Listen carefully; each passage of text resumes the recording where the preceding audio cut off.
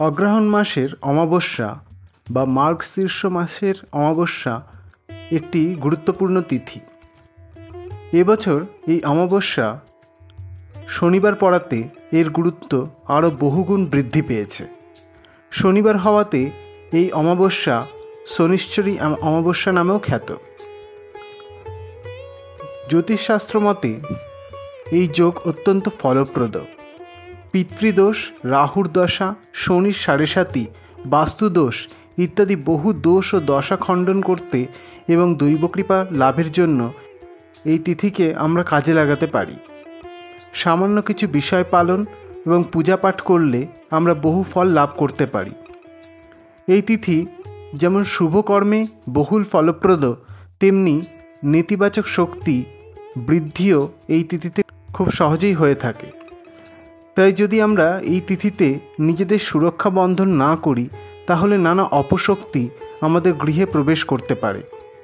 তাই এই তিথিতে কিভাবে নিজেকে সুরক্ষিত করবেন এই দিন এবং তিথির ঋণাত্মক শক্তিকে দমন করে ধনাত্মক শক্তিকে কাজে লাগিয়ে কিভাবে নিজের জীবনকে সুস্থ সবল করে তুলবেন, সেই সমস্ত কিছু জানাবো শুধুমাত্র সনাতনী ভাবনায়।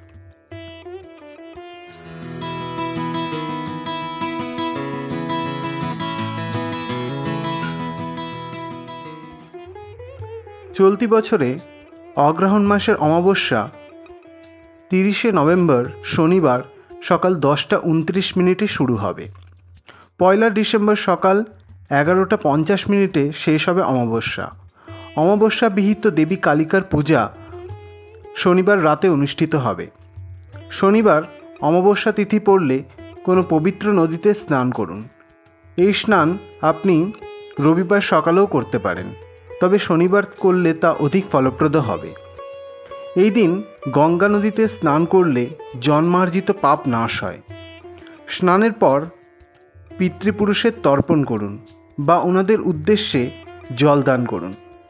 পিতৃপুরুষ তৃপ্ত না হলে জীবনে নানা বাধা বিপত্তির সম্মুখীন হতে হয়। সম্ভব হলে ওনাদের শ্রাদ্ধ অনুষ্ঠান করে পিণ্ডদানও করতে পারেন। এই দিন শিব মন্দিরে গিয়ে শিবলিঙ্গে গঙ্গার জল দ্বারা অভিষেক করান এবং শিবালয়ে বসে মহাদেবের সহস্রনাম পাঠ করুন। এতে আপনি রাহুর দোষ থেকে মুক্তি পাবেন।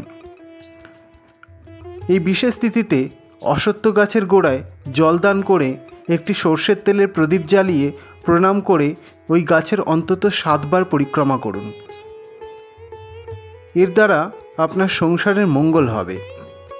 সন্ধেবেলা শনিকালী মন্দিরে গিয়ে শনিদেবকে একটি অপরাজিতার মালা এবং মা কালীকে একটা জবার মালা নিবেদন করে শনিদেবের উদ্দেশ্যে একটি সর্ষের তেলের প্রদীপ এবং মা কালীর উদ্দেশ্যে একটি ঘৃত প্রদীপ প্রজ্বলন করে আসুন।